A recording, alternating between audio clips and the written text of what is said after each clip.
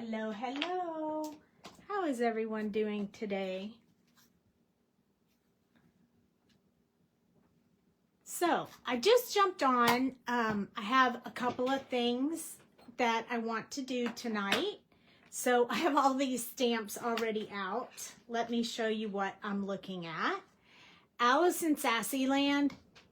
Hi, Dee-Deanne. How are you? Hang on, I'm fixing my light real quick. I don't really want it showing on the screen, so see if I can fix it real quick. There we go.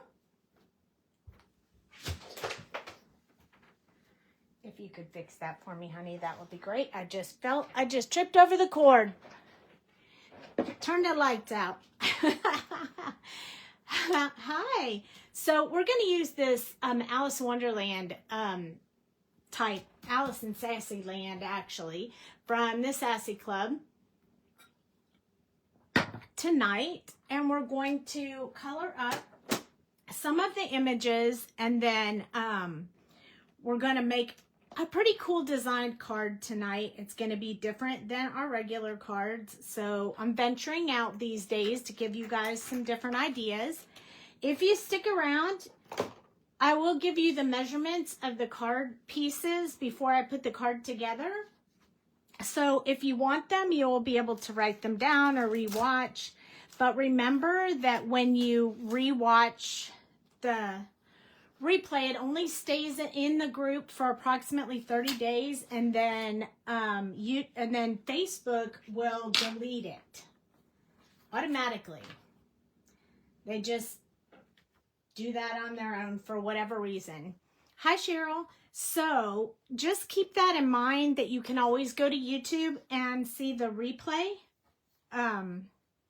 You can watch it on YouTube. So don't stress. If you're looking for something and you can't find it, that would be where you would be able to find it. So I'm going to do some masking tonight. So I have this square right here that I cut out that's going to go with this. It's 3 1/8 by 3 1/8. There's a reason it's that size. It fits on the card that way. But what I wanted to do was, I want to put Alice here. And then I want to put the flowers on it as well. So we're going to have to mask her. So we need her standing there first. See if I can get her to unstick from my finger. I want to make sure that she's not too far off the page. So I have her on there. And then I'm going to use Memento ink so we can Copic color her. She's pretty little, so she shouldn't take too awful long to color. So we're going to do a couple of other images as well. Hopefully this is raring to go, so it doesn't, I don't have to cut the paper again, hopefully. I've cut all the paper for the cards, so that should cut down on some time as well. How cute is she? Oh my goodness. We got a little bit of a fuzzy up here. I won't worry too much about that. We can either use a white gel pen or one of those sand erasers and get rid of that. So as long as she's stamped pretty good, I'm happy.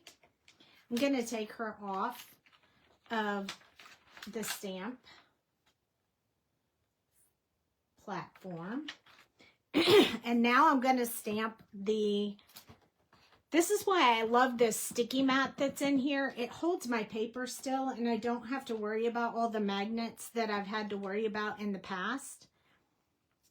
The masking tape that I use is, I have it right here so I can show you just in case you're looking for it. But there are many brands. I just have this Gina K Designs Thermo Web masking magic sheets. And that's what I use for my masking. And I've already stamped and cut her out. So I really just need to get the background off so she'll stick to the paper. So I pretty much just peel it right off. Make sure when you cut for masking that you cut into the black lines so that when you place it on here, you're not covering up any of the edges, leaving any blank spots, if you will. You just want to make sure you cut into the black so the black borders around her, and that makes it much more helpful. Hey, Cheryl. I think I'm going to do her really close. She's going to be right by Alice's hand, but I want her to be down far enough that they're on the ground. I mean, we'll probably put a little bit of grass around here just because otherwise it'll probably look funny if we don't. So we'll add that.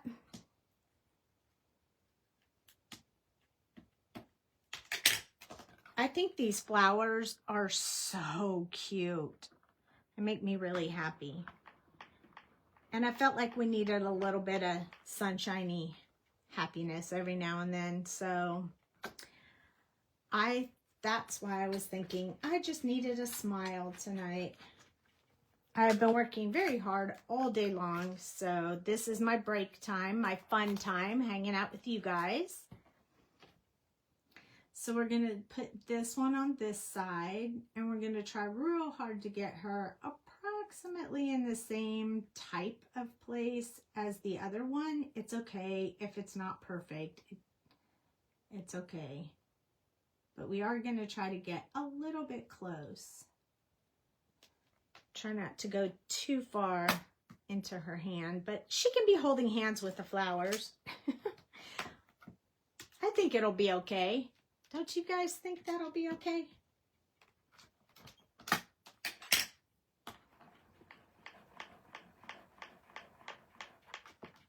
There we go.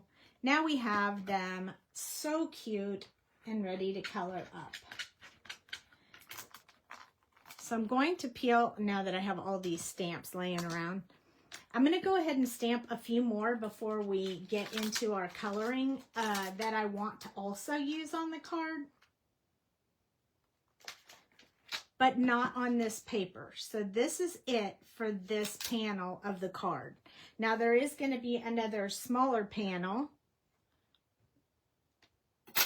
I'm sorry, larger panel that's going to, let me wipe this off my mat as well. This one, we're going to actually stamp these at the same time.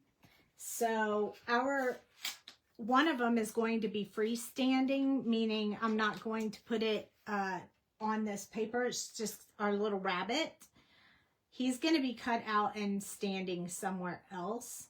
But on this particular paper, I want to have the cat at the top and the we're all mad here in the center.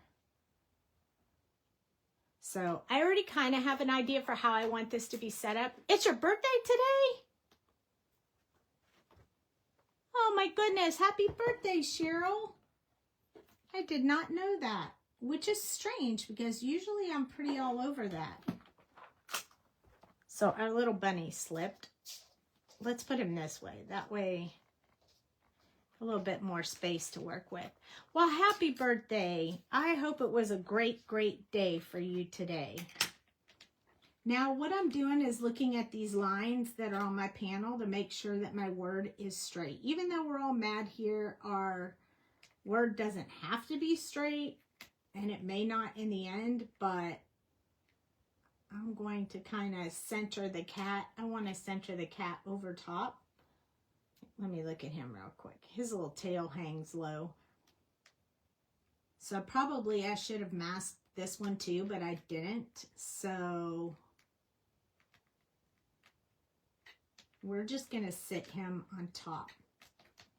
Let's see if he looks, what he'll look like on top of there, even if he doesn't have his tail hanging over. So maybe I'll stamp the words first, and maybe I'll stamp him first. We'll stamp him first, and we'll put the words a little bit further away. Maybe I'll just change my mind on how this was going to be laid out, and maybe I'll change it to this. Because he doesn't fit perfectly on top of that, so I think it'll look funny if we have it like that. Hi, Sandra. Are you back home?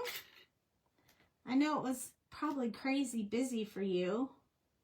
I hope you had a great, fabulous show. Glad to see you're back.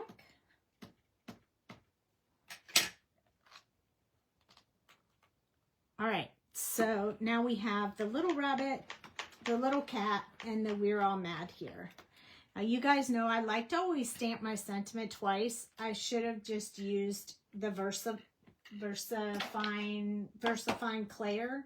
It's darker and works a little better, but since I didn't, we have to stamp it more than once just so we get it very, very dark here. Not yet, but soon, like in 2 days. I did have a great show. Oh, that's good. I wish I was there too. I was a little sad watching everyone, and I had a couple of people reach out and say, hey, where are you? I was like, not this time. So, yeah, I miss seeing everybody at the shows. Although not having to travel so much is kind of nice too. I get to see Dale a lot more. There goes my bunny. Here goes my cat. I like to put these back, especially when they're little, because if I don't, I'll lose them. It does feel weird not being there. At least we got to see your booth on YouTube. Oh, yeah, we saw your booth on YouTube, Sandra. There was somebody doing a video. Janet Giles. Janet Giles was doing a video of the walkthrough of the expo. And she went into your booth and showed your stuff. And yeah, it was really nice. So we got to see what your booth looks like, even though we weren't there. Yeah, it was super cool. We always watch those. We always have, just to see. And yeah, I was excited. Another video we watched, somebody had bought the gaming stamp set that I made for Pajama Crafter Stamps, and she was talking about it, so that made me feel good too. She's like, I went just for this one. I was like, oh, that makes my heart feel good. Okay, we're going to put this aside, and it's time to start coloring. We have these 3 little things. Yeah, you'll have to check it out. It was really neat. So we're going to start, I think, with the big one, since we have so much, and see how long that takes us. And then depending on how long that takes us, we'll decide on these other 2. So I'm going to take my little mask off here. Not that it really mattered that much because I stamped beside her, but I wasn't sure that they were going to fit right beside her like that. So I put it on there just in case. You know, we don't want to go over them and then have it look funny. So, and you were there too. Yes. Oh yeah, I saw you made a comment that you didn't get to see her booth. They had her booth on there too, so I got to see her booth as well. He pretty much walked through almost all the booths, so that was really nice. When you don't get to go, it's really nice to see somebody show what all is going on and what items people have, and it's really neat. I wasn't at a booth, but Sandra was at the Sassy Club. Sandra's the owner of the Sassy Club, in case you guys didn't know. And then Joy is at Pajama Crafter Stamps. Okay, so the colors that I chose for Alice, for her skin, were light skin tones. When I don't get to walk around. Yeah, sometimes that happens though. That's a kind of a good thing though, because that means you were super busy, which is always a good thing and a bad thing that you don't get to walk around. But at least you got to see lots of people in your booth. So for her skin tone, I chose E000, RV95, E11, E51, and E00. Told Sandy she's going to join me at my booth for the next Texas show. Oh, for sure. your feet hurt by the end of the day. I bet they did. A lot. I bet they hurt a lot. So we're going to start with E000, but before we do that, we're going to zoom in just a little bit across from Scrappy Tails. Oh, yeah, and you helped set up Scrappy Tails? That's great. I know Scrappy Tails is looking for some help at the next show. I saw that posted. Yeah, I have some Scrappy Tails products as well. I don't have a lot, but I did do a butterfly of hers on a video as well. And I have some other like 3D project dies, but they're a little bit complicated and you have to watch a video to figure out how to work them. And I just haven't had the time to do that. Okay, so just wetting the paper at first. You helped it test later the rest of the weekend. Oh, wow. I want to go back to that comment. I did send Amador over to say hi, who helped me and all. Oh, yes. Were you on the opposite end? Bummer. Okay. Now we're going to do our shadow area with RV95. And we're just going to put that up underneath her hair. I think that was a very big show.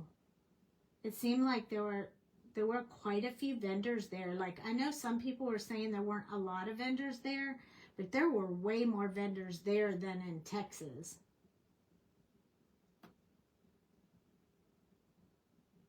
Like, Photo Play wasn't in Texas. I was super sad about that.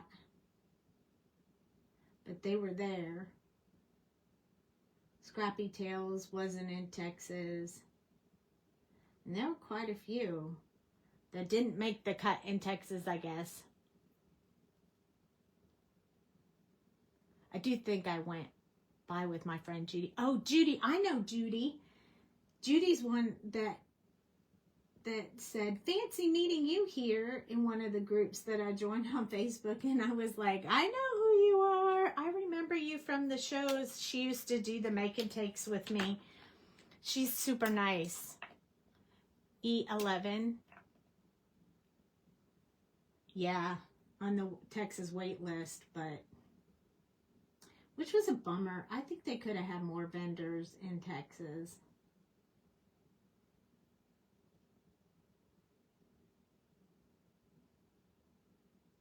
I wish they had. There were a few vendors that weren't really craft related. That makes me a little bit sad because, I mean, maybe some people enjoy that type. I mean, I'm not talking about the pillow people, the ones that have the vibrating pillows. I love those stinking vibrating pillows. But I'm talking more about, like, I don't know, facial people or something. I don't know. That's not really crafty to me. I don't have anything against them. I just think that we have lots of other shows like, you know, pinners and stuff like that, that those do a little, would be better for, but that's just strictly my opinion. Strictly. We have the vibrating pillows here in Orlando. I mean, they are amazing. The vibrating pillows, those things are epic. I have one I bought a long time ago that I still use all the time. Now I'm going to use E51. It does, I know, skincare. I don't get that. Okay, E51 is one that we didn't do on our skin tone video, but it definitely gives a lighter tone. And even though Alice sits in the sun, I felt a little bit like a lighter color would be good for her. You have a horse one. Yeah. I have a bird on mine. But that was before they made the really cool purple ones that they have now. But since I already have it, I'm like, well, I don't really need it again. But yeah, I like it. So this E51 kind of gives more of a tannish tone to it than a flesh colored tone. but the E00 will, I'm tongue-tied. The E00 will bring it back to that pink flesh tone, so no worries on that. Which is what we're going to use as soon as we make her cheeks a little bit pink. Because, you know, she's happy. She's happy singing with the flowers. Should sell the coverage separately? Yeah. Then you could change them out, right? That would be great. E00 is the last color. And I'm going to just blend out that pink that I put on her cheeks to make sure that that pink doesn't become too obnoxious, I guess. I don't really know a good word for that other than I just like it to be very light on her cheeks. So I may have to add a little bit back.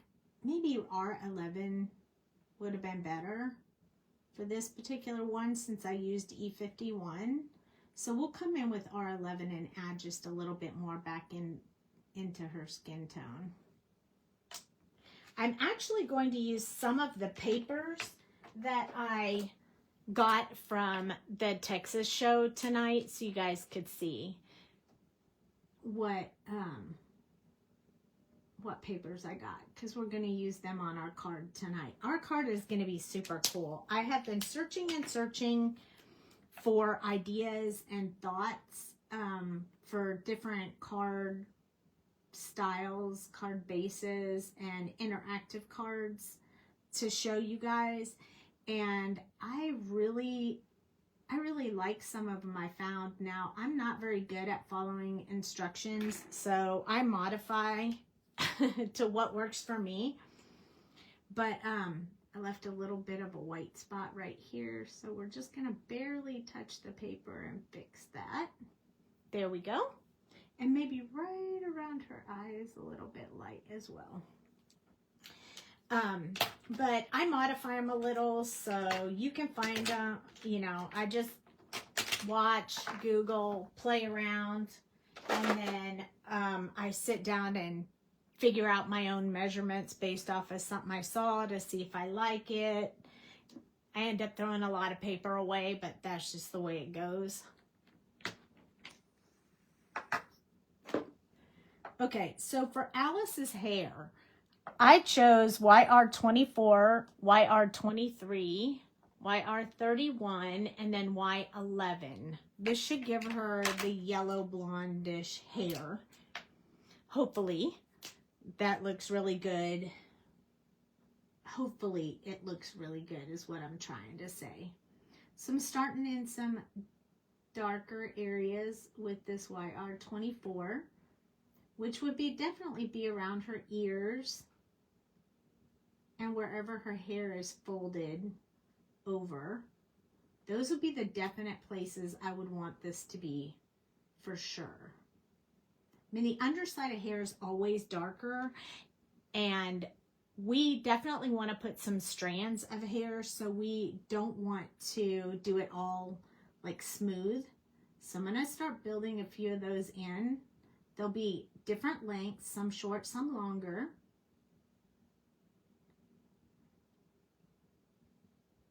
Just to kind of get that going.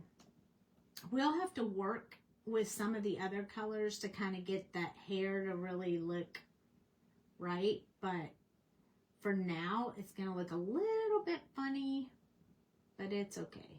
We'll get there. This is a really light color, so it is sometimes very hard to show that when you're doing really, really light colors. It takes a little bit of work to get that colors to come out the way that you want. I'm just building a little bit of a wall, and then I'm going to put in some longer ones, some shorter ones. Starting to build that. I'm going to go from both ends, so we're going to do up from these little areas right here as well. Mostly what the artist put in there with a few extras added wherever I just feel like putting them. Just to get her that good look. Hey Meg, how are you? We're gonna put some dark up in there around the bow and around where the headband is. So this hair is gonna go strands this way. So I'm gonna just try to put in a few of them there.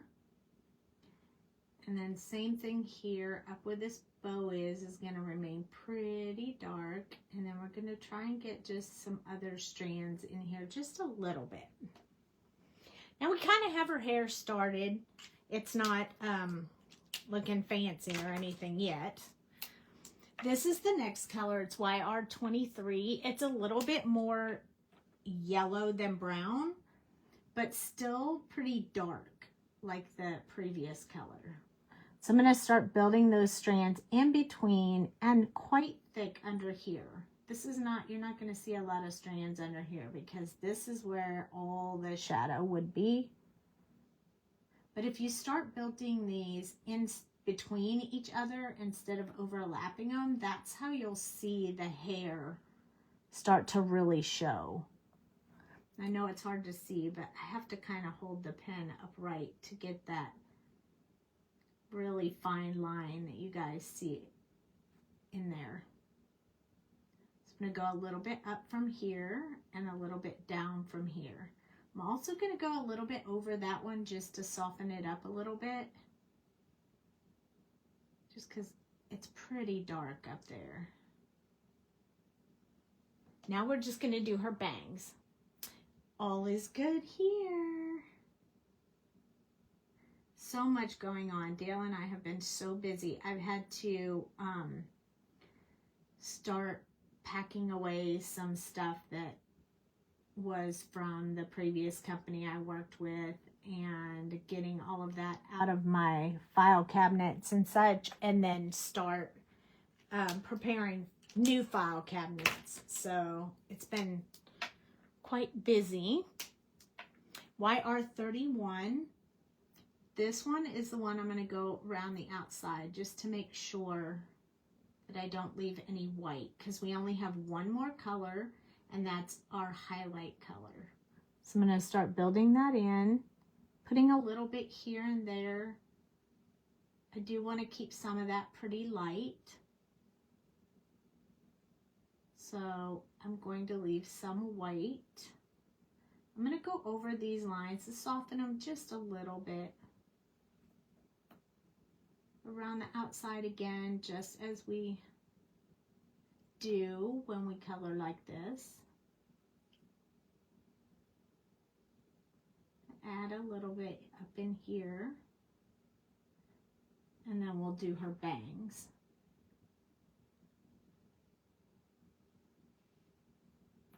So we're still leaving some white, but we're mostly filling it in with all the other colors, just leaving a little bit of white for that last color. And that last color is a really bright yellow.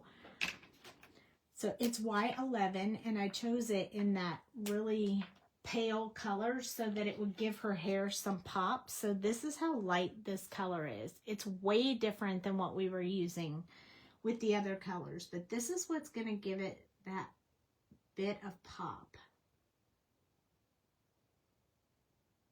So I'm doing a very light touch, and I'm just kind of doing my strands back and forth and back and forth very lightly. I don't want to blend the color, but I want to get it in there really well. Same thing over here. So as you can see, what turned out looking really dark really has some bright color to it with this Y11.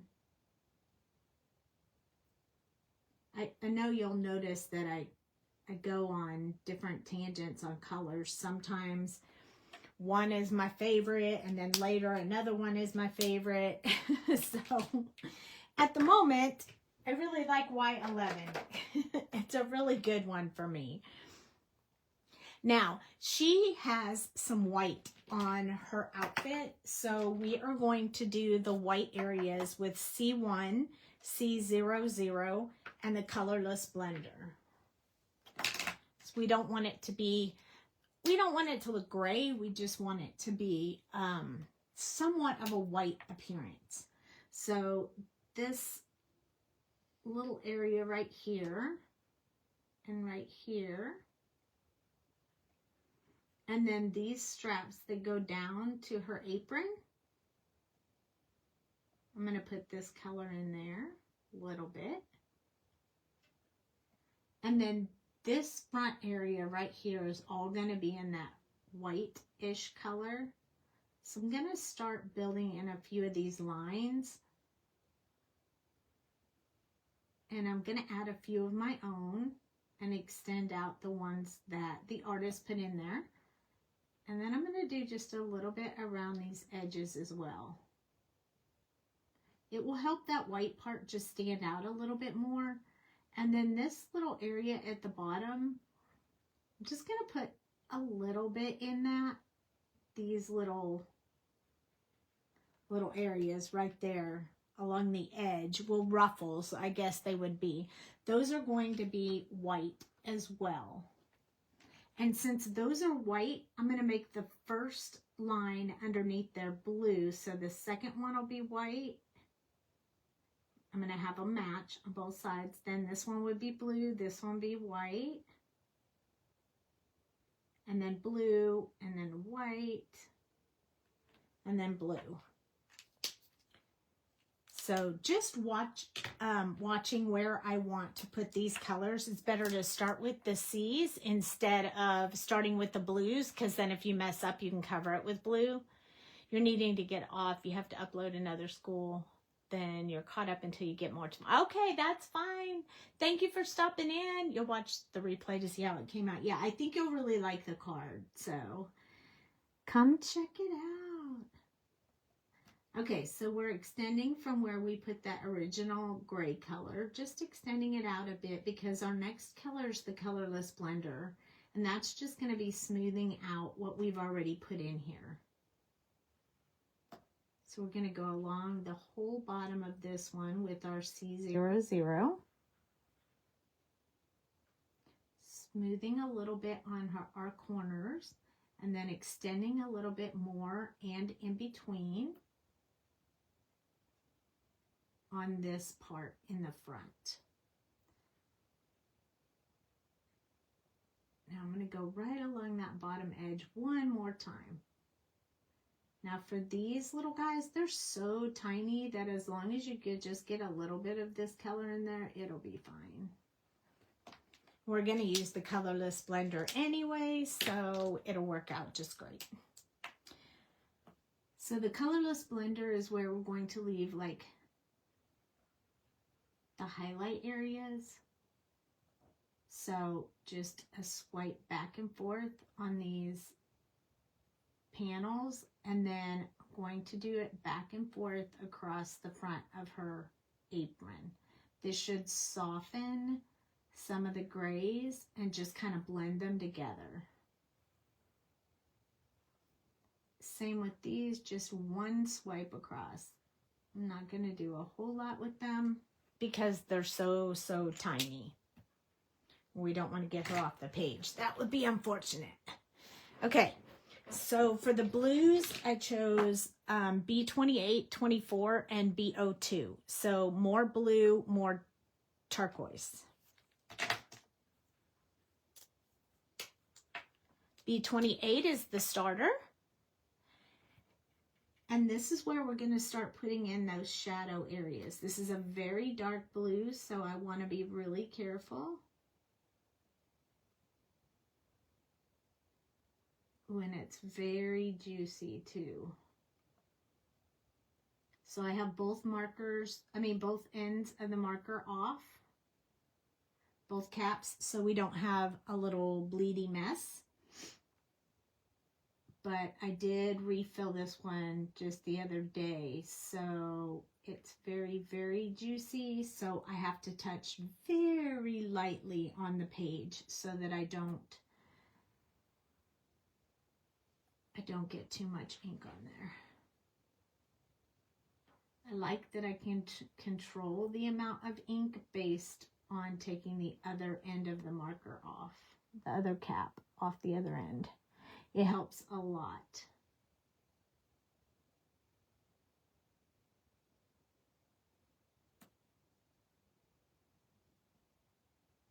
These are very small areas, so they don't take a long time to do, but you do have to be a little bit careful with them just to make sure you don't get it going too far in one place. So normally I would do the bottom of her dress, but in this case, this apron is on top of her dress. So I want to kind of build that shadow a little bit underneath the apron. We're going to just try it this way this time. Hopefully it will give a little dimension to the apron. That's my goal. So I won't go all the way around the bottom of the dress, but then this little tiny part of her leggings underneath the ruffles is blue, and then we're going to put just a teeny bit of blue on each side of these. It's going to be real hard the smaller it gets. So don't worry if you can't do it, just put the whole color in there. Because it's really hard to do. It's a very, very small area. B24, I'm pretty sure I just refilled that one too, so it will be mighty juicy as well.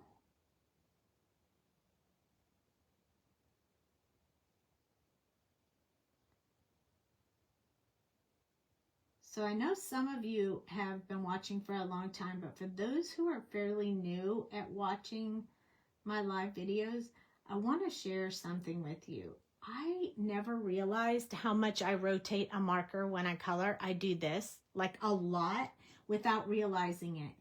And I never knew it until I started doing live videos. And then when I download them, I sometimes rewatch.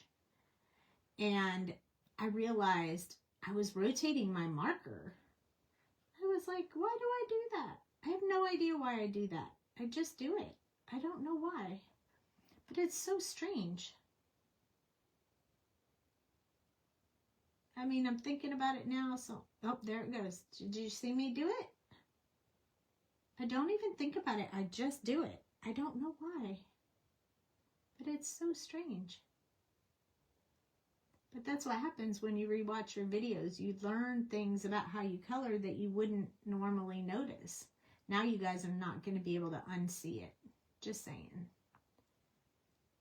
I do all the time, don't I, Cheryl? I don't know why. And I don't know if other people do that. I haven't really noticed that on someone else.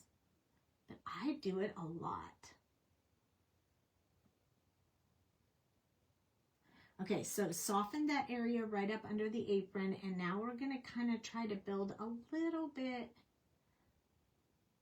of a wall along the bottom of this, right above the ruffles. It's such a tiny area, so we'll probably get a lot in there, but we need to have that color down there for when we add the last color. So I'm going to try and do the top and bottoms of her little stripes, but they're so small that it's probably just going to be on all of it, and that's okay. We'll just come back over it with the next color anyway. Remember asking why a long time ago? Yeah, I don't have any idea why I do it. I still haven't figured it out. B02. Now this one changes the color again like this. See how much different that is? Now I keep seeing you flip your marker. I know, right? I don't know why I do that. But this is going to lighten this into a more true to color Alice in Wonderland dress. I feel like it's a little bit more on the teal side, just a little bit more than blue, but not completely teal. I mean, I don't know how to explain it, but in trying to match the color I would feel like Alice would have, I felt like it needed both the blue and the teal markers in it. So that is why I mixed those colors, just in case you were wondering. then I'm going to go back and forth for this center section. And we're going to do it a little bit and then a little bit more as it dries, just to make sure that we get rid of that center circle, which it looks pretty good right now, but it can use probably one more hit. But I'm going to go along this area first and give it a little bit of a chance for it to dry before I go back and hit it with the next color, the next layer. There we go. So I like how it's coming out down here. It still has that shadow color underneath her apron, which I think is kind of important to show that it's on top of her dress. Then we're going to come over and touch this circle area one more time just to make sure we get a really good color on that. And then we're going to work on these little leggings.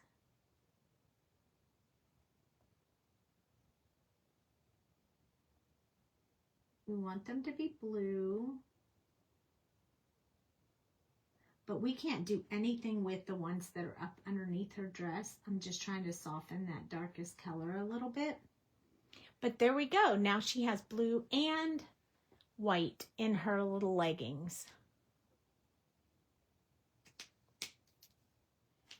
Now, I've decided for her headband, I was going to do it in black.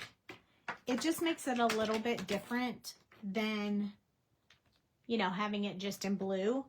But now that I'm thinking about it, I may want to add just a little bit of blue around the outside. So I'm going to use B24.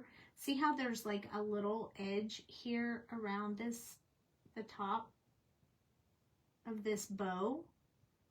I'm going to put just a little bit of this B24 around there. I'm not sure if you'll be able to tell much about it once I put the black in, but just in case, we'll put just a little bit of blue in there. Now our black for her headband is going to be C9, 7, and 6. So we're going to start with C9. And we have to hold it upright so we can get this teeny tiny little area right there. Just right here.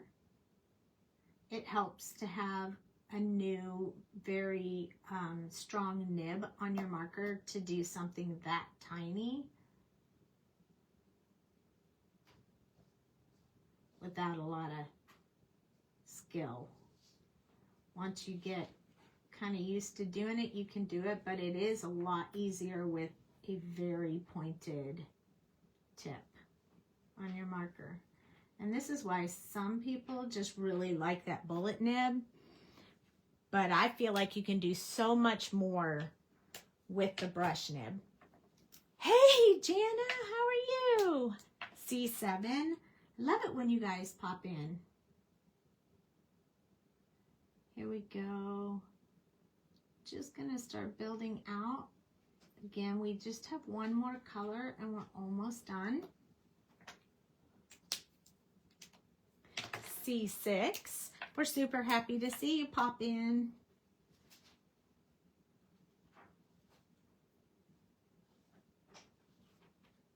It's kind of funny. Some of you are night owls and some of you are not. So we get a different crew at the beginning of the video than we usually have at the end of the video. I can see the blue in our little bow. I like it. You like it when I'm live? Thank you. Me too. All right, so we're going to scoot right on into the flowers so that we can just keep this rolling along. I'm going to keep all of the gray markers out because we may need them again.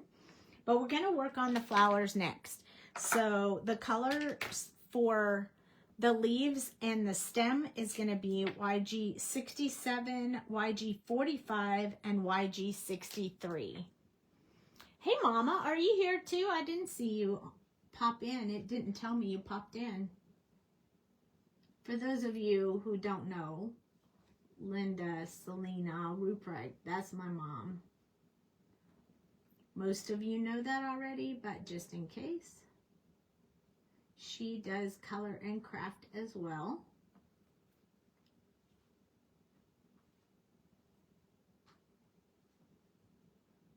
And we're going to do the inside of the little leaves.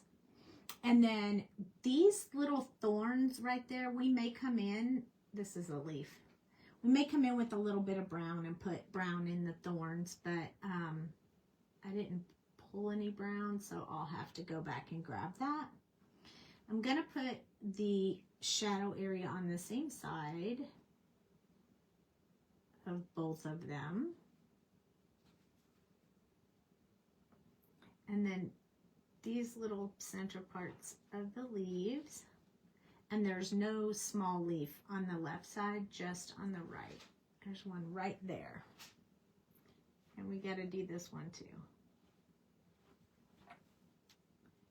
I was kind of just crawled in bed and you were on. Oh, look, lucky. And we have a really cool card design tonight I'm excited about. So we may have to speed this up just a little.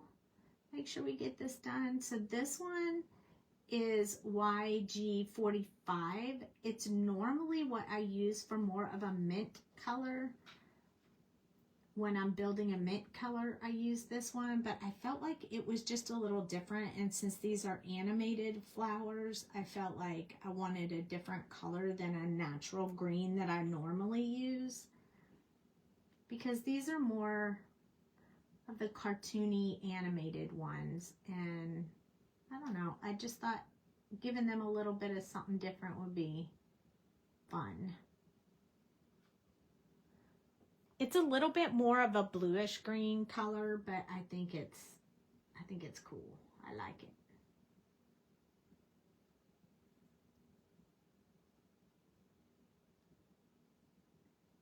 There we go. Now we have one last color, which is YG63. I will have to try and stay awake for the end, but I am tired already. I understand, Meg. I hear you. I'm tired too, actually.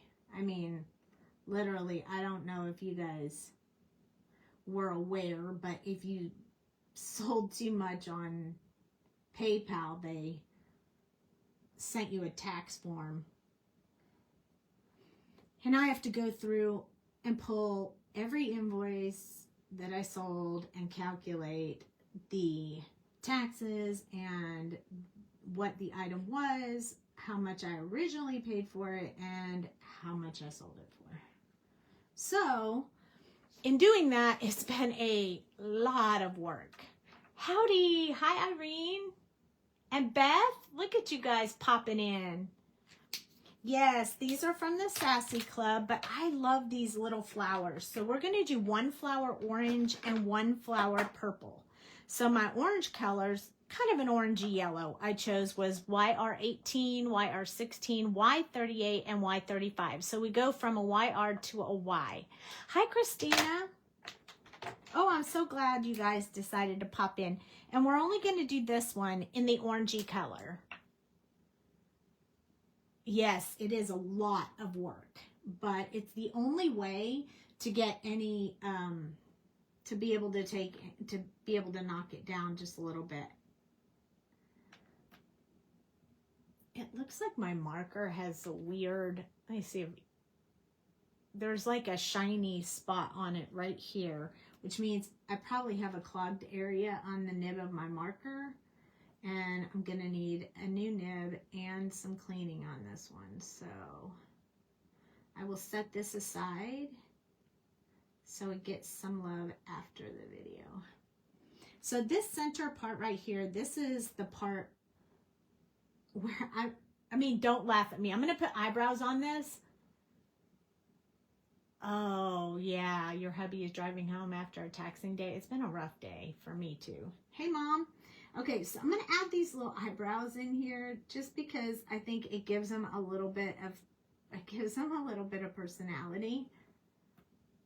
And if I do it with this color, they won't stay real prominent, but they'll definitely stand out just a little bit. And then this kind of looks like hair. This is just all so cute. I love these little flowers. I've had so much fun coloring them.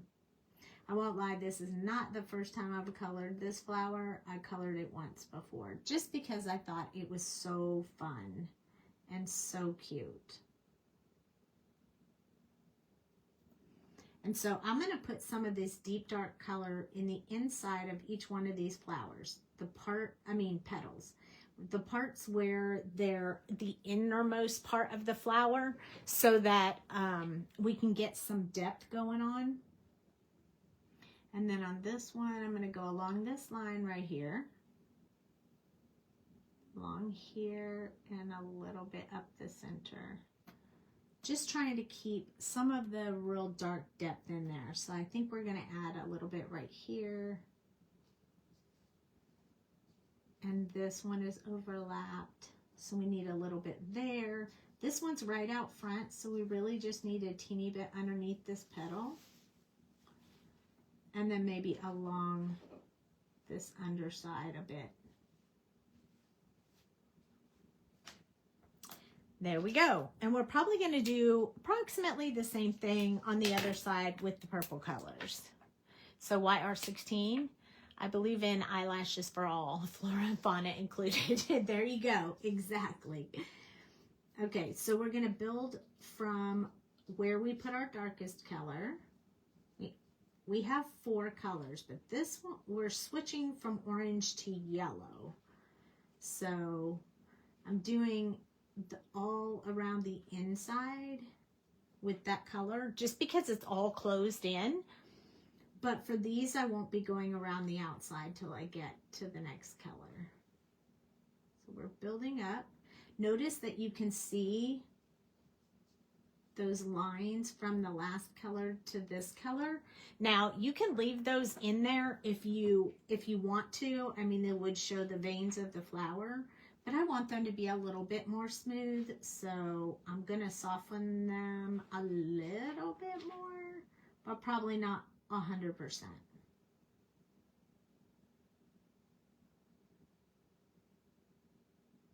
I am going to go around the edge of that, only on the insides. This one right along there, sort of building that out. This one I'll go up just a little bit and then extend from here, but I'm going to go around the edge. On this one, I'm going to go out a little bit and around the bottom edge. Then we could do this one, soften that a little bit. That's all I'm going to do with that one. I might come in here and add just a little bit there. Extending here. I want to kind of let that go just like that. It's not real clean, but I like it.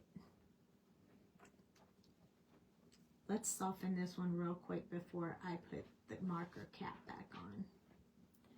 And we should probably start putting a little in here, because we don't want that to be completely yellow when we get to it. So maybe I'll go along the lip of this real quick.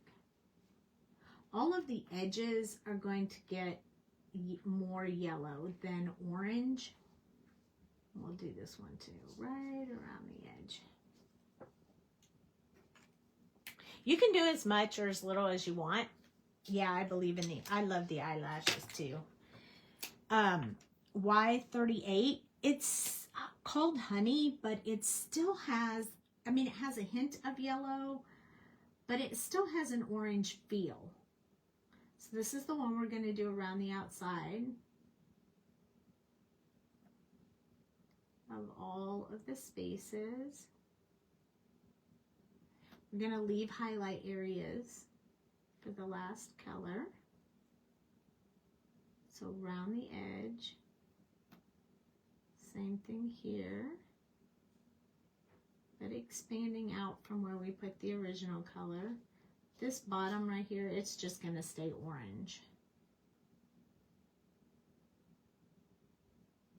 Now when I do the next flower, I'll do it a little bit faster because you guys have already seen the process go how I do it.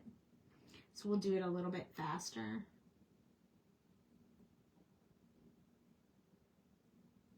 But look at that, so cute. Now we're going to start building in this center area, leaving her little face, just her little face for the yellow color. She's so cute. These flowers are so much fun. I could do a whole row of these flowers in all different rainbow colors and be super happy. This is Y35. Notice I'm coming from the top down because I don't want to drag that orange into my yellow color.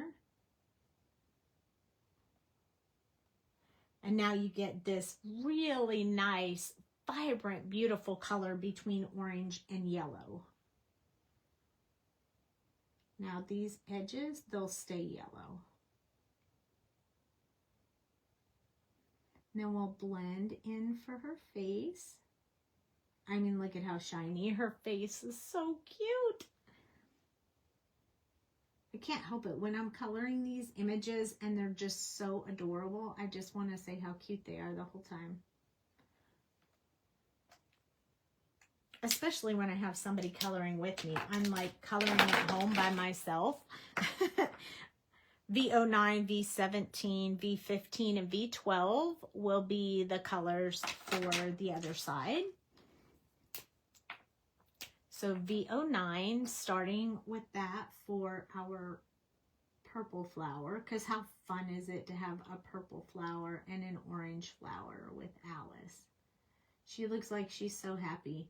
The flowers were really nice to her right in the beginning in the movie, but then they got a little sassy. They were like, look at her. She's a weed.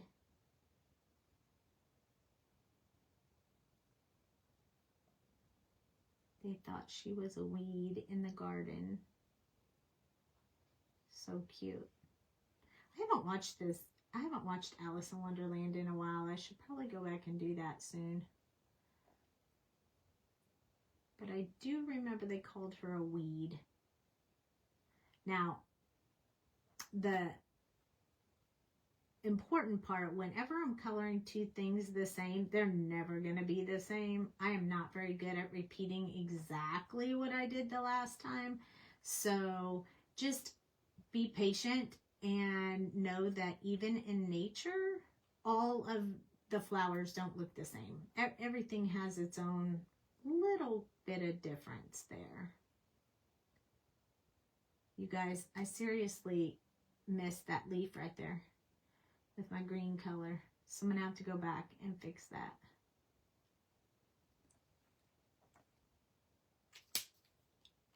I know, aren't these? They're so cute.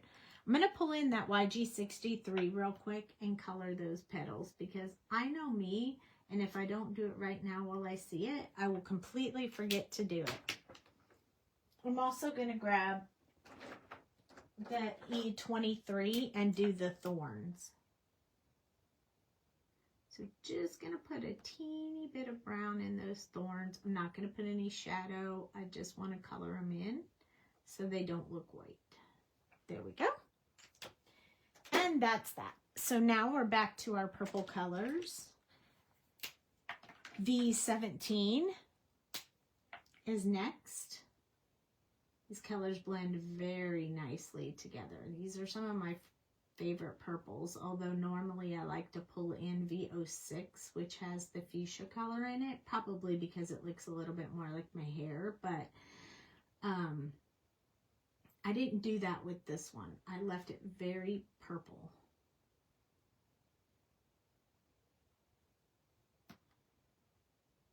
And I'm okay with that. We don't always have to pull in the exact same colors, so you got to be a little different sometimes.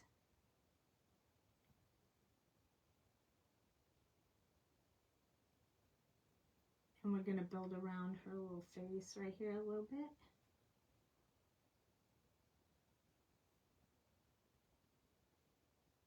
I know the next color is going to get very light, so I have to be a little bit cautious about that when I'm doing this.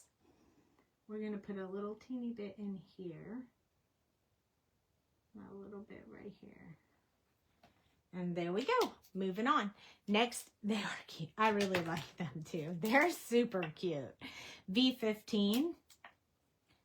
They might be one of my favorite parts about this entire image. So this is the second to the last color, so it's going to get all around the outside. It's significantly lighter than the last color. So we may have to work those little transition spots just a little bit more than we normally would.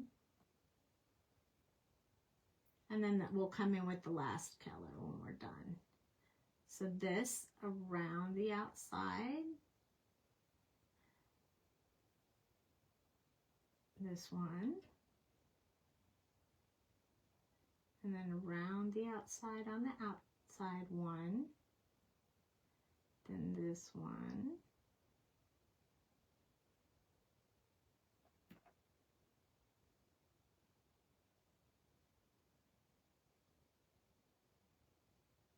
I almost did the teacups tonight, but I was like, with the flowers, the teacups will take too long compared to the flowers.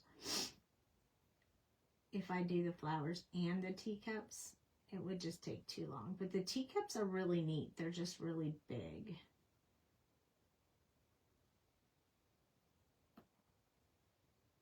Do along the bottom on this outside. Same thing here. And then we have to soften this a little bit.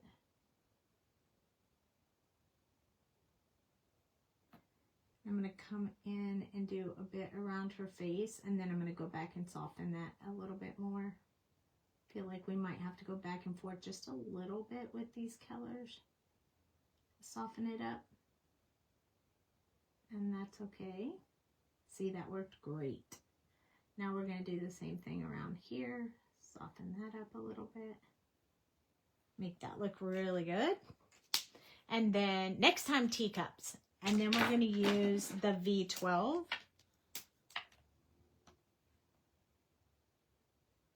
And it will take a little bit of softening as well.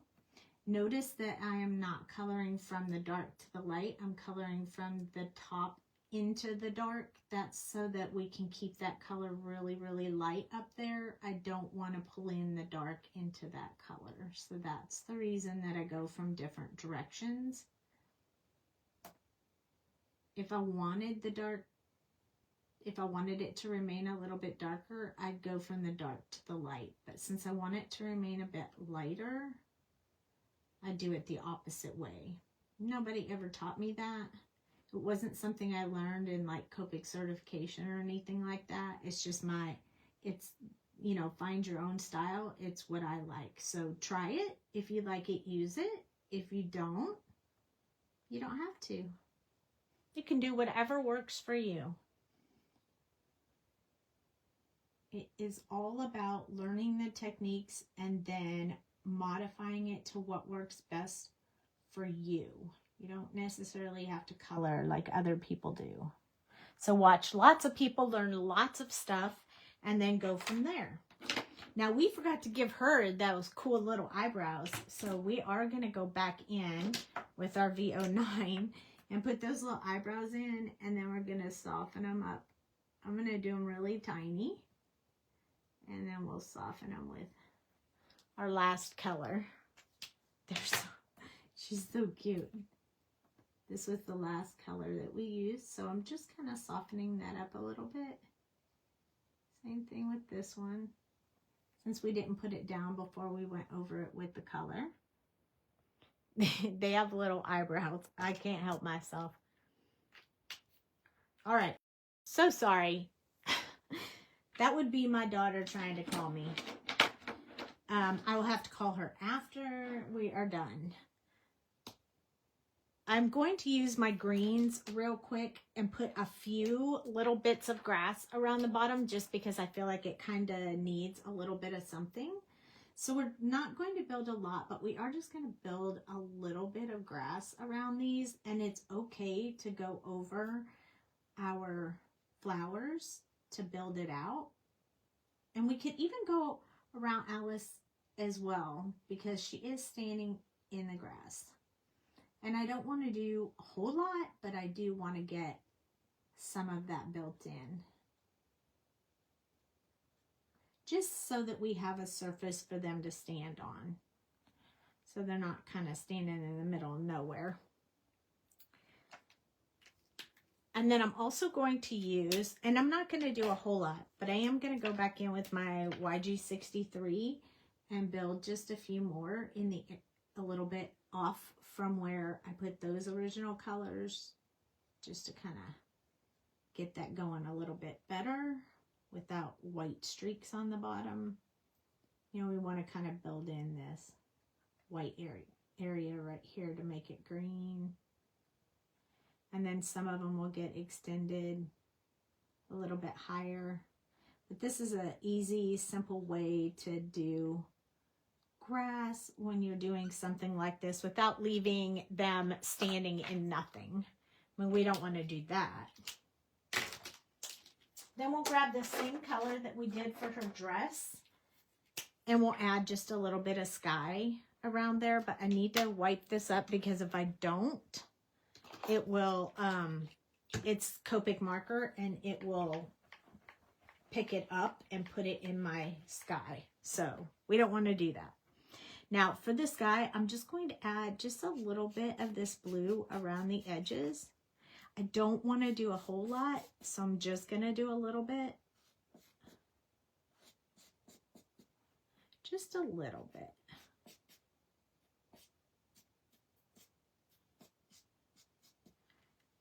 Now, it looks pretty crazy right now, but we're going to grab us, that was B02, we're going to grab us some B00. And then we're going to use some colorless blender. So we're just going to kind of build it out a little bit.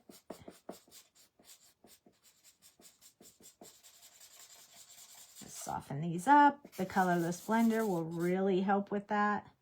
I am using the chisel end of my marker just to soften that. Just to get a bunch of this ink on the paper. That's the important part. Just get the ink on there. It doesn't have to be perfect. It just needs a little bit to start off with. Now I'm going to grab my B000, and this is the one that I'm going to use the brush end. You love Alice. One and only tattoo is on my forearm. It's the scene and quote from Alice in the Cheshire Cat. Oh, wow. That's cool. I actually have Stitch on my arm. So I'm going to start building this in and using this E000 to soften some of these areas where I put that harsh bit of color in there. As you can see, it's already working. The colorless blender will help with that a lot. And I just want to build that in, just get a little bit. I don't want to go a long way around her head or any details up in there. I just want it to be a little bit of color in there. Like this. Now we're going to come in with the colorless blender, and that should help us finish it up. We may need the E000 one more time, but probably not too much. So I'm going to come in here and soften these edges, and this time I'm going to do it with little circular motions. Move the ink around a little bit. This is how we do a quick little background. Just softening these areas that need it.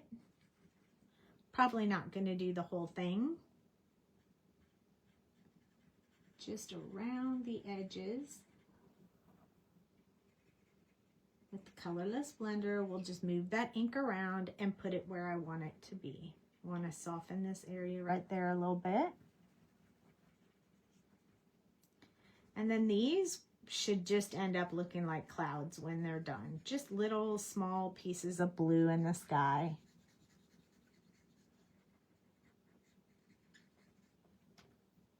Now, while it's wet with the colorless blender, we're going to come in with the E000 and soften some of these areas. The colorless blender will keep working since the paper is wet. And just soften that up. We still have some harsh areas here, so I'm going to work them just a little bit right now. I do want them to appear to be a little bit like clouds, so going to be extending them to meet each other and soften just a little bit.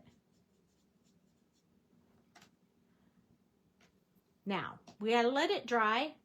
He loves Stitch too. We got to let it dry a little bit and then we'll look at it and see if we need any adjustments. So I did this for the inside of our card. So we're going to do our Cheshire Cat real quick. So we're going to give him our 59, our 56, and our 85 for his head, for his face and his head. Before we do that, let's do his eyes. So for the eyes, I decided to use Y35, which we used on one of the other things. And we're just going to put in a little bit, like his eyes are kind of yellow in some of the, you know, because he's all mad here. And then we're going to make them extremely bright by pulling in our fluorescent FY1. Now when we get finished with this, you'll see how bright these eyes are. But he needs bright eyes. He's got the silly, silly eye look. You had to go out and come back in 4 times. A Chinese ad took over my live. How strange is that? That's crazy. And now we're going to use those previous colors I mentioned. Our 59. And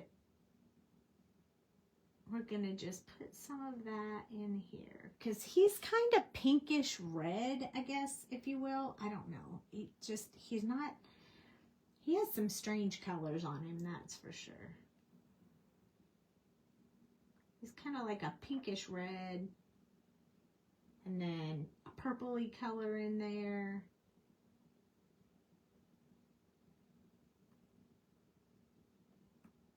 And then I'm going to put some like little strands there so it looks like it's little hair sticking up. We're going to need this color again. We should do a little bit on his tail.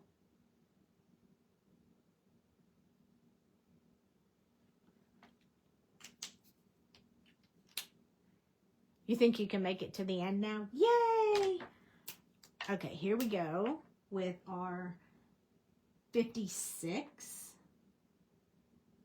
I want to keep the center of his ears with a little bit of color in them.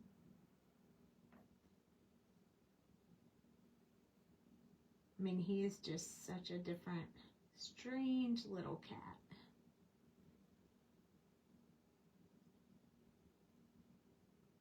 Kind of scooting along with him. He's got one more color. So I want to go ahead and get some more of this color in here. Now he looks like he has a mustache. Seriously, it's funny.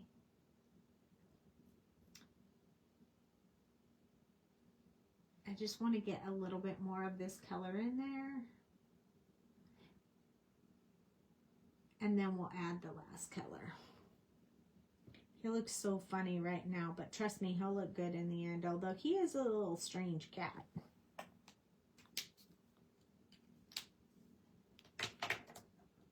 Okay, our 85 kind of changes it to a more of a pinky color. So we're going to blend those together and then add the pink where there isn't. Look at what a nice smooth blend this makes. It's so luscious.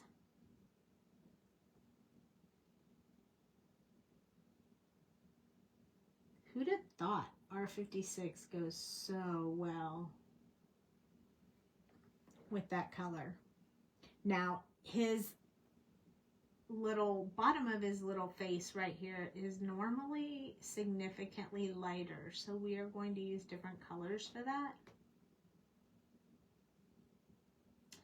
We're going to do his tail, and the next colors that we're going to use on his little paws. So we're going to use the RV 34 and RV 32. So 34 is the darker of the two. So that's going to go around his little teeth. So we don't want to color in his little teeth. And it's going to go on his little nose. We'll probably white gel pen his nose. He's going to need it on his nose.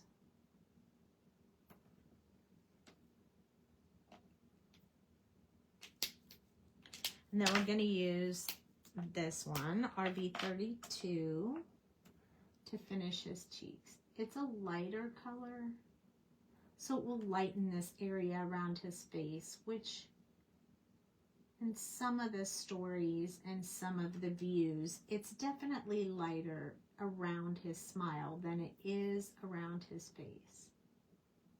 So softening that up right there. And then this is the color that I want to make his little paws. So just this one area right at the edge of his hands. RV34 and RV32.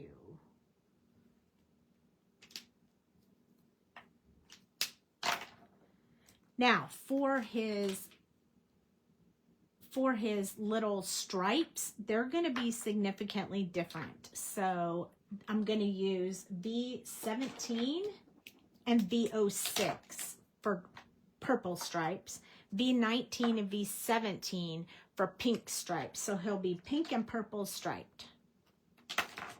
So let's start with the purple, V17, and choose our stripes.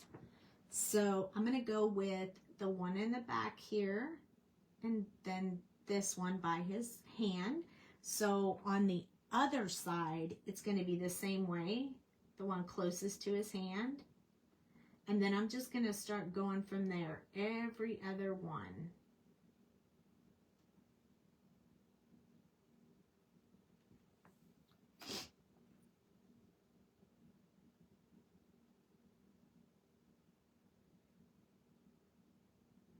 Once we get one color in, then we'll be good working with the other color.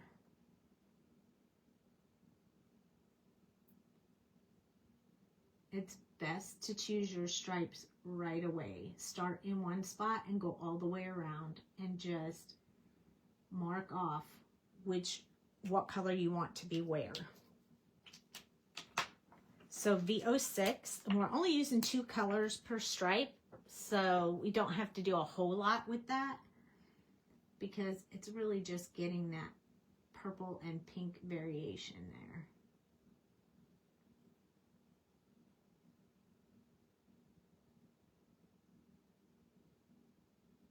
So I'm finishing off each section by blending those colors together. I'm going to turn him upside down so I can do it a little bit more smooth.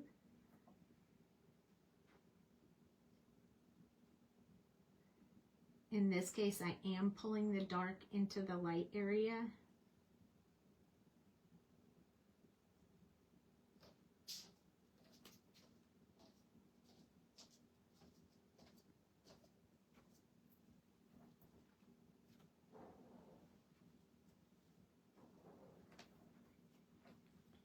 Now we have to do our pink part, and look at how his eyes stand out because they're in that really bright yellow. But there is this area that you can see a big difference. So we soften that up using the fluorescent color just to get that smoother color in there. V19 is our dark pink. So I'm going to skip the belly. We're going to make that the RV color. I just feel like it'll be cuter that way. I'm going to actually put that fold from his leg in there. Don't worry, the next color is going to be a lot brighter, so it's going to bring it more to a pink than a purple.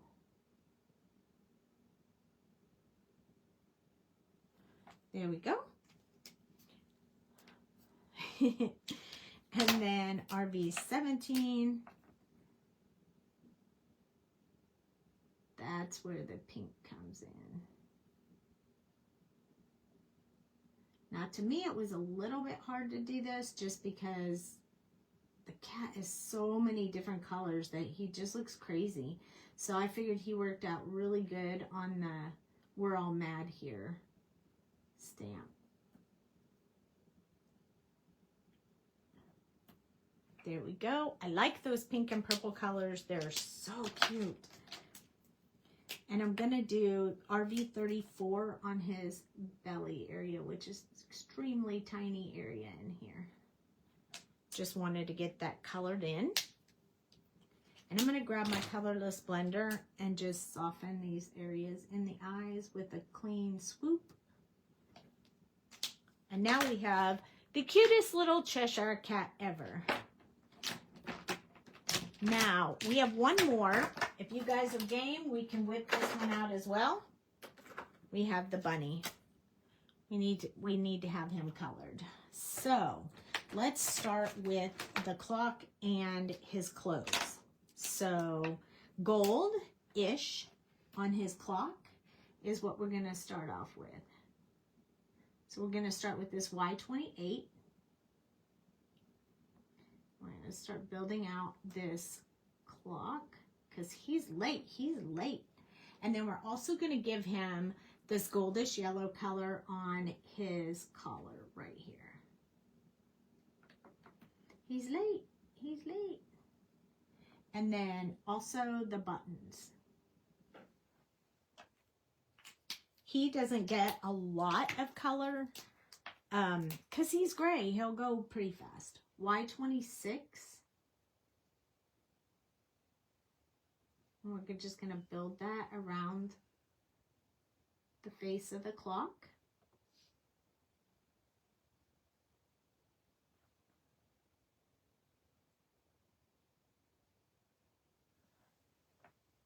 And here. You okay down there, Dale?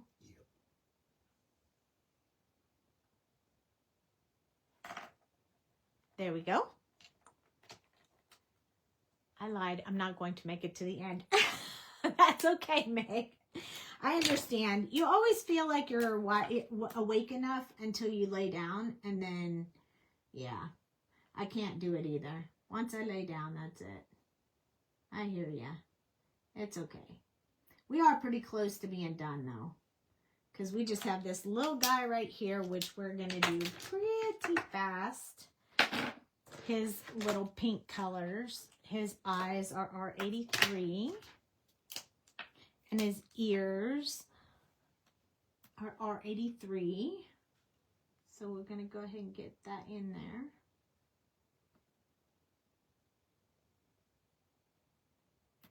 Now we're just going to add a little bit of pink in his eyes. We're going to use colorless blender too. I think we'll do his nose as well. He's so cute. He's really cute too. He's a lot of fun to color because he's just a tiny little guy. I'm going to use that R81 if I can find it. From the other one that we colored. Where is my R81? Oh no, I didn't have 81 out. Here it is. R81 to soften this up.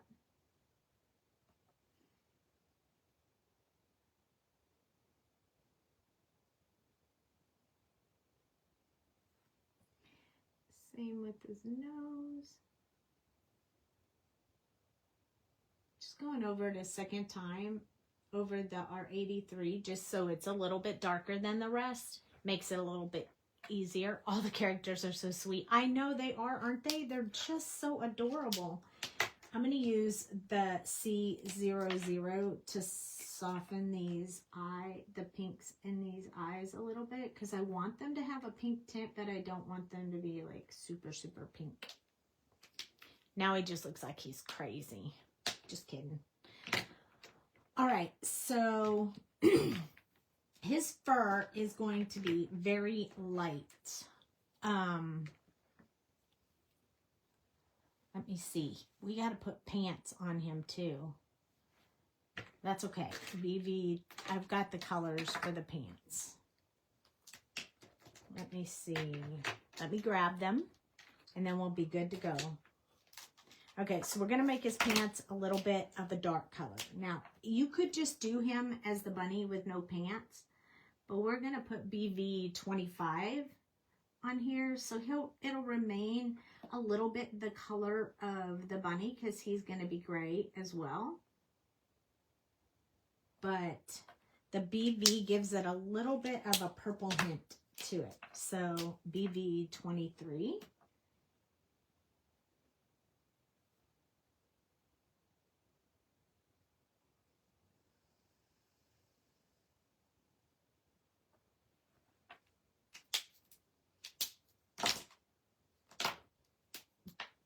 Then we're going to throw in a little bit of V93. It will kind of keep a little bit of that pink tone from the ears and such. So we're just going to throw a little bit of that, and then we're going to go over it with BV20. BV20 is such a light color that it doesn't really show up all that well, but with this color underneath it, it will blend all of that very nicely. It just kind of gives it a little bit of an underpaint or a base color. It makes it a little bit easier to tell that it's not the same color as the little bunny rabbit. So for our bunny, he's going to be C3, C1, and C00.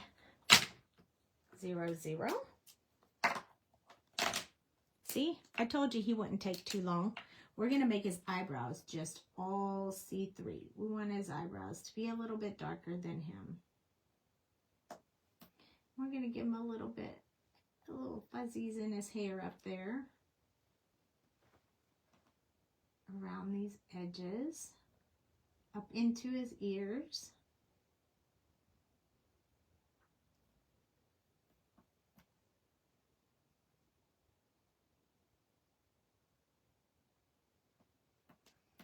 And then we're going to do just a little bit like whiskers on the side.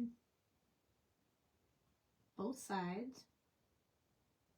Because we only have 3 colors and they're going to get really light, this is where we're going to put most of the accents in.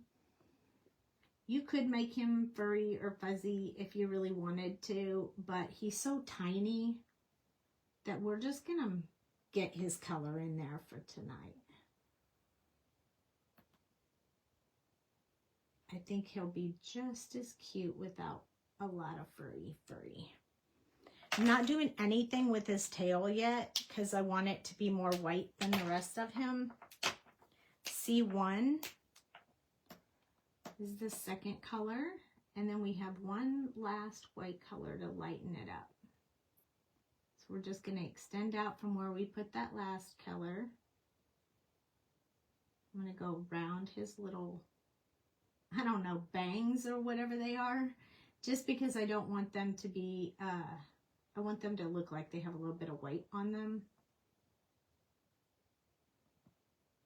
So we're just coloring in a little bit of him all over the place, leaving small area for the last color.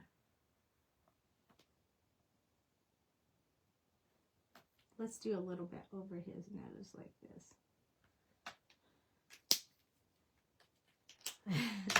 And then C00. And if you feel like it's just not light enough or it's too dark, you can always add colorless blender, but I'm not going to because I'm just going to lightly put this color in. I'm not going to do a lot of blending or anything like that, so just going to keep him pretty light colored. I mean, he is the white rabbit, so I don't really want to have a whole lot of color in him. I guess you could give him pink cheeks if you really wanted to, but I don't think I'm going to do that either because he's running around crazy. He's not sitting there smiling at everybody. He's late. Now I'm going to put in a little bit in his tail, just a teeny bit. And his little vest is going to be red, so I am going to use R27 for that. So I want to make these little pockets darker than the rest of the outfit. So I'm just going to color them all in. Then we're just going to add this color, R27, around the areas where we want the darkest color to be. And then we're going to come in with R14 and finish it up. This is R14.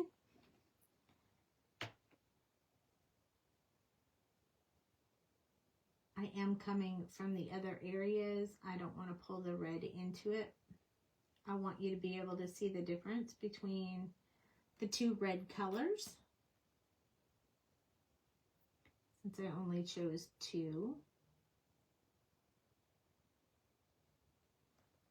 And there we go. Now we have our white rabbit. I probably should put a little bit inside the clock, just because that way you'll have some shadow color inside the actual clock. So that was C1. C00. We'll soften that up a little bit. And then our colorless blender will do the rest as soon as I find it. Do you ever find that you can't find your colorless blender when you want it? Because I used to have 2 and I've lost one in my house. How does that even happen? I don't know. But there we go. So now he is super cute too.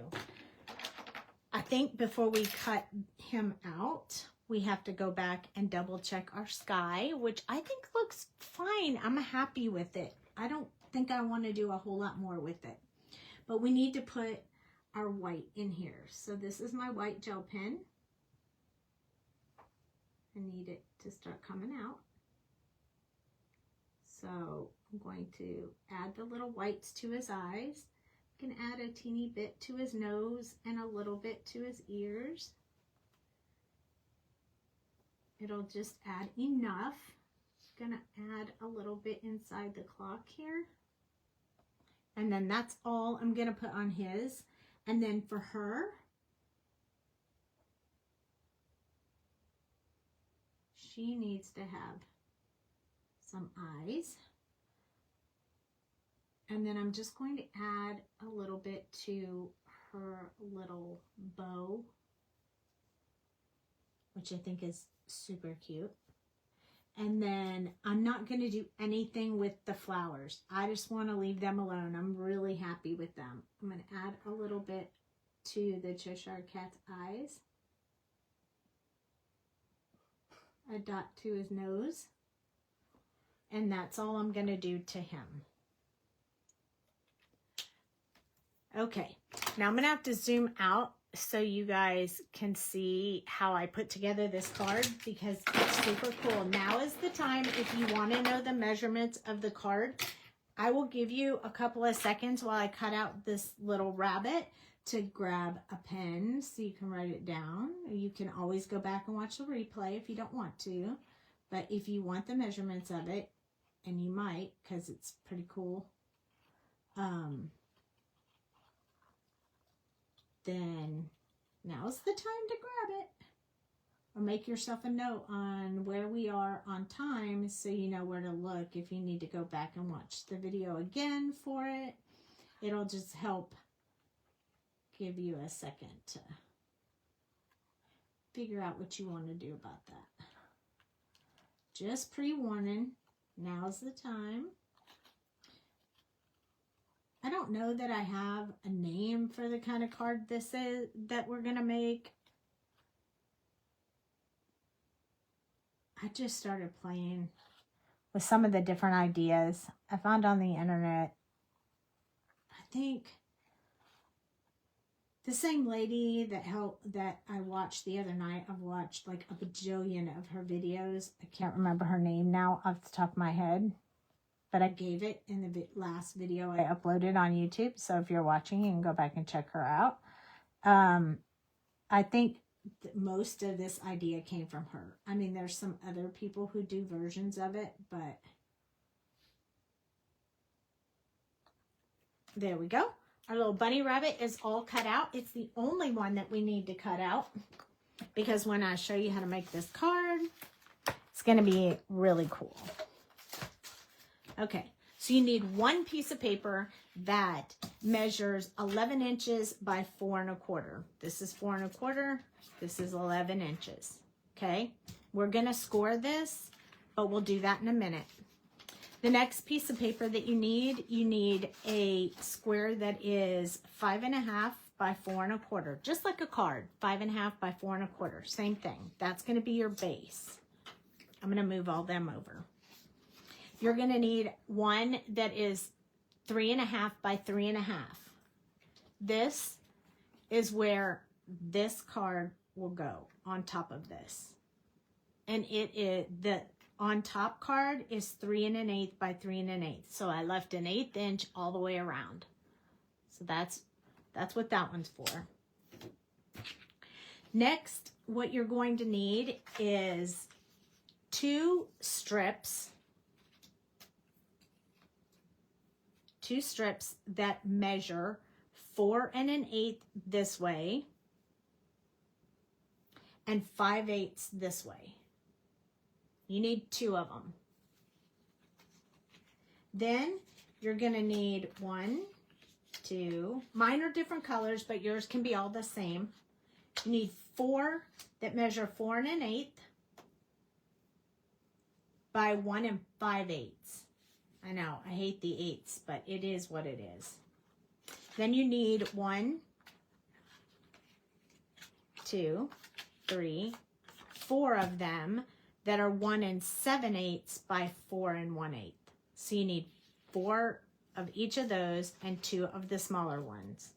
Meg woke up. She's back. Meg's back. And then this one right here, this one measures 4 1/8 this way by 3 3/8 this way. That's going to give us 1/8 of an inch mat all the way around everything that we put on this card. So now that I told you what all of those measurements are, let me tell you how you score this one. So I happen to have my scoreboard here really handy, so you guys will be able to see what I'm doing. That on the 11-inch side, let me grab my little scorer. We're going to score this at 2 inches, then at 3 3/4, then at 7 1/4, and then at 9.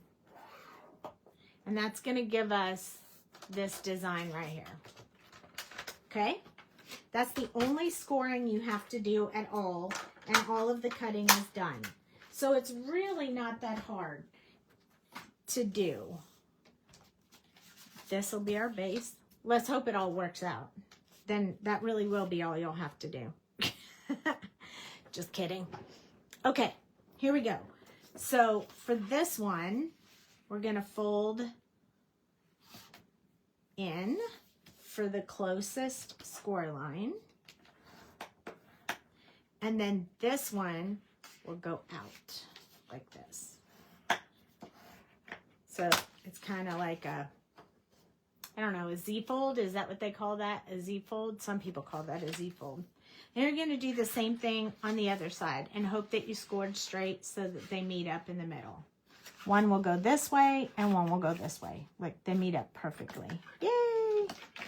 So that worked. So I got my sizes right. So I'm just burnishing those edges. And look at how this just sits together. It's so cute. It just goes together like this.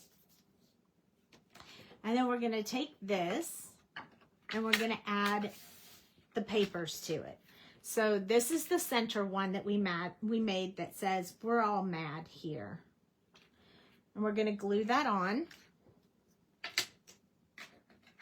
So when you open it up, it's going to have the Cheshire Cat and it's going to say, "We're all mad here."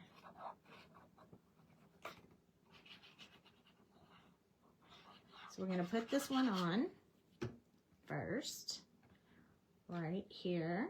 Now remember, it's only 1/8 of an inch around each side, so you don't have to leave very much room.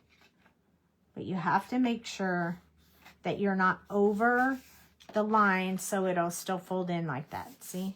And it does, so that is great. So I'm just gonna press that down, make sure it's in there real good, okay? Now we're going to add some of the pattern papers. So for this area right here, this is the one where we're gonna put the one that measures 1 7/8, and this is the one where we're gonna put the 1 5/8. So that's why you needed 2 different sizes, because this one only fits out here.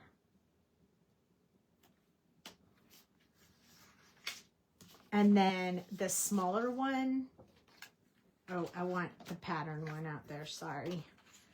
I want the pattern one right here.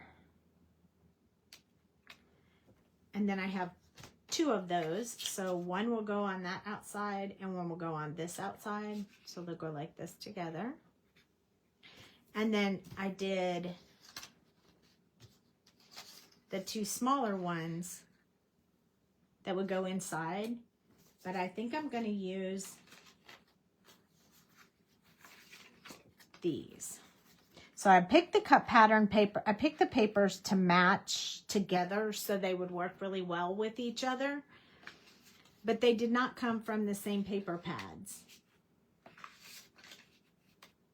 I think I wanted the one without the purple in it, without the pink in it, but I think it looks better with Cheshire Cats. So we're going to add that pink side. They both look really close, but this is a little more deep purple, and this one has a little bit of pink mixed in with the purple. So you're going to place this one here.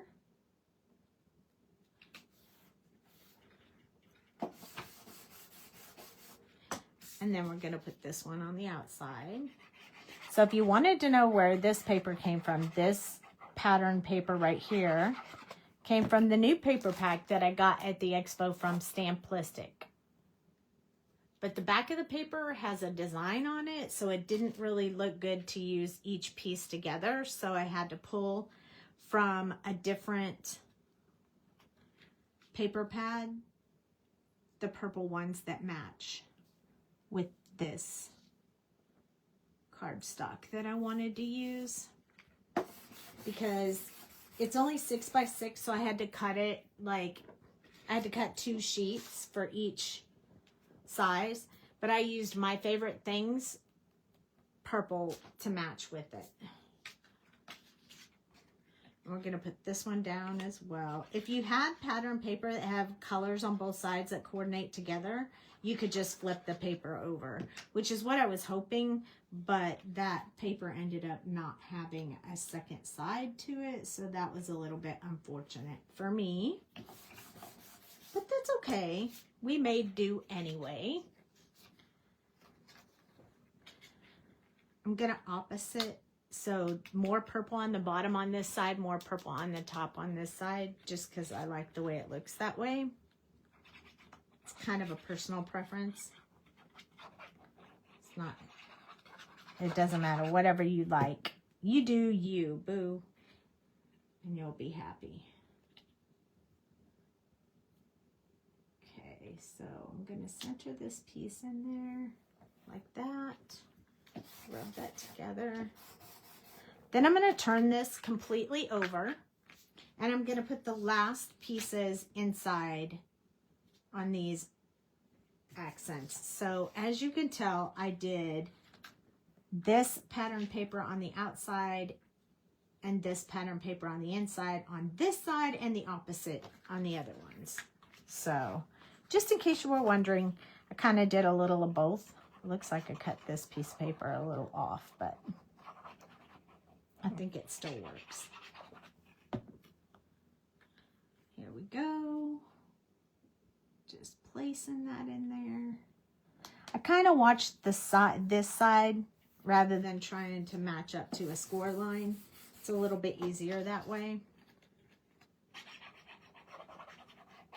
This paper is really cool, but on the other side, it's almost like a scrapbook paper. It has like an entire image on it, so it doesn't really work when you cut the paper up.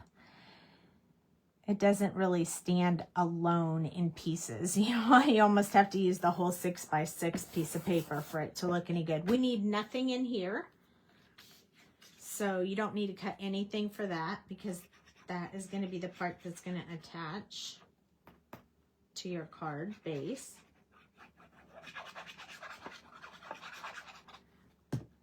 And I don't know if this is like maybe called a gatefold type of card. I'm not real big usually on doing cards that have different shapes and are interactive, but I'm trying to change that up a little bit for you guys, so you don't always see me doing exactly the same type of card, because I know you guys like to learn something new and you don't want to watch me do the same thing over and over again a million times.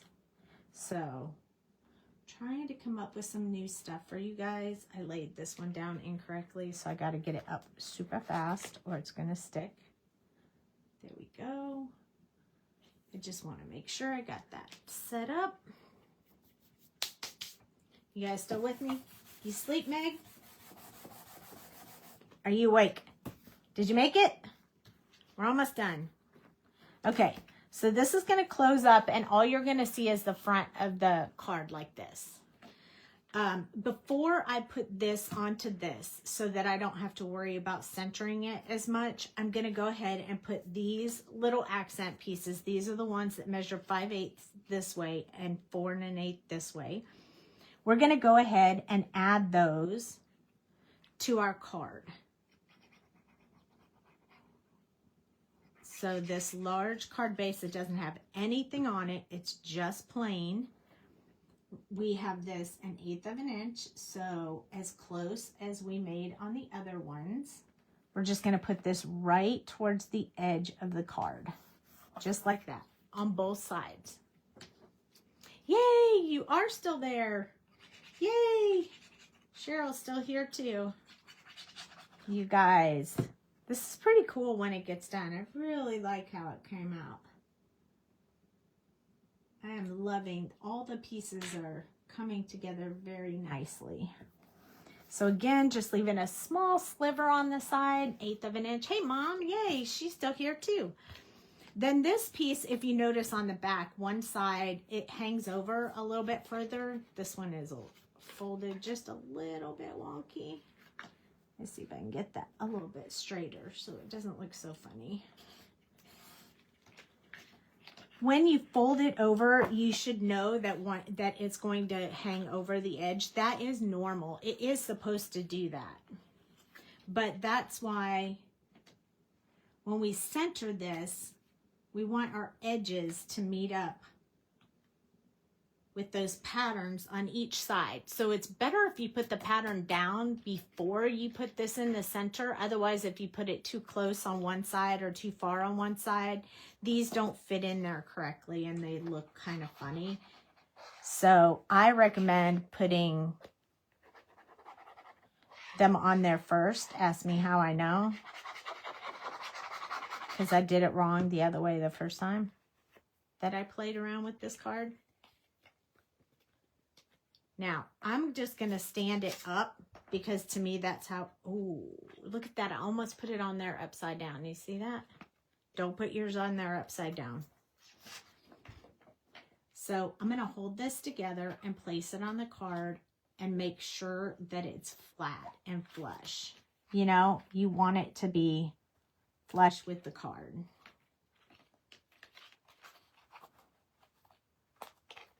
Let's see. I'm a little bit off. Maybe if I do it from the back, now that I know I'm lined up, might be a little bit easier to do it that way. Woohoo! All right, we're almost there. Let's rub that on there. Now the last piece that's going to hold our card together is this piece. So I'm going to attach our Alice to the front of our card.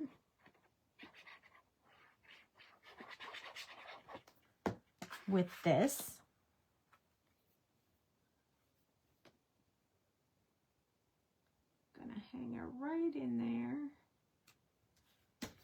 just like that.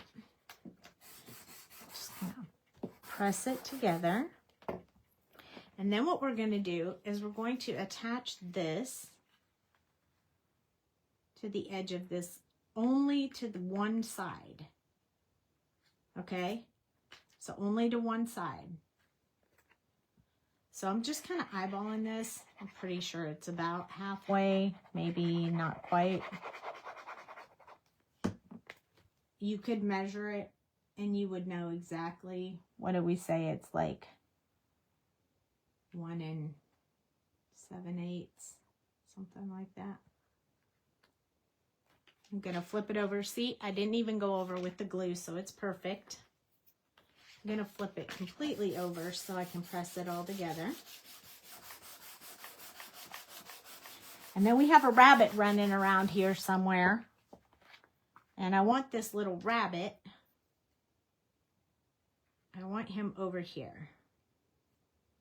So when you close it up, you won't really be able to see the rabbit. Maybe we'll put him up there at the top. Nope, I like him at the bottom.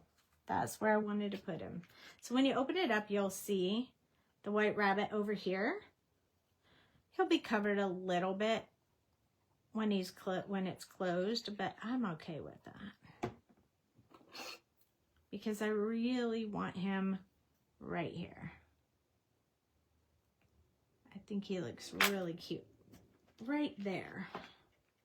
Now when it closes up, it'll close up like this. It's the same size as an 8.5 by 11. I mean, it's the same size as an A2, 4 1/4 by 5.5. It's just, you can open it up like this. I think that's really cool because when you send it to someone, they can open it up and sit it up. It sits really good. And it looks like this when it's standing open. So you can see my Cheshire cat and you can see Alice and you can see the rabbit. And when you open it all the way, then you can see everything. But I think it's cool that you can sit it up like this when you get it, so it looks like that, which I think is really cool. And you could even add like sentiments or whatever you wanted, bling or whatever, but I like it. What do you guys think? Do you like it? If you burnish the edges really good, it'll lay flat really well. But I've been pulling it open, so it doesn't. But I thought it was really neat. And it took me a while to figure out how to do it without, I was like, how do I cut all the paper to make it fold like that? Didn't realize it's just a piece of paper attached to the back. It's like a whole different fold. I really like it. I think it's so cool. And you can put bling on these and, you know, whatever. But I thought the scenes were really cute. And I just see so many things, so many more things I could do. You could move this over and it could be more centered. Or I could do more flowers across on the other pieces. I mean, you don't have to put these pattern pieces on there necessarily because you don't really see them technically. But for it to be totally complete and nice, I think it just looks better that way.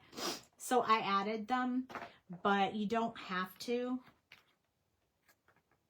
I love it. I hope you guys liked it. I hope you enjoyed that.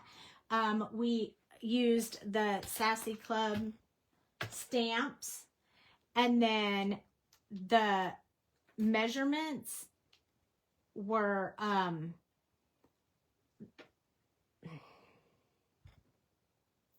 if you want to take a snap of it, you can.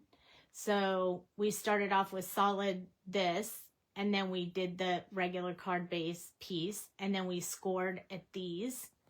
And then I have two different sizes here. So this is the one we did that gave us 1/8 inch around the top. And this is the one that you would do if you want 1/4 inch around the edges. So I kind of wrote it down in both ways because I never know whether I want a little tiny border or whether I want a bigger border. So I kind of wrote it down both ways. This is the sample card that I made when I was practicing and writing down all the measurements that it came up to.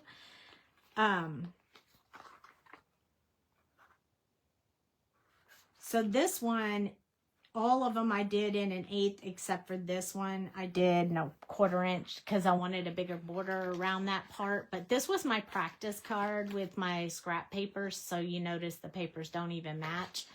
But it's okay when it's scrap and you're just practicing. And then I wrote down the measurements so you guys could. So if you wanted to take a snap, you could take a snap. Those are the measurements I used in order to come up with this card that we used Alice for.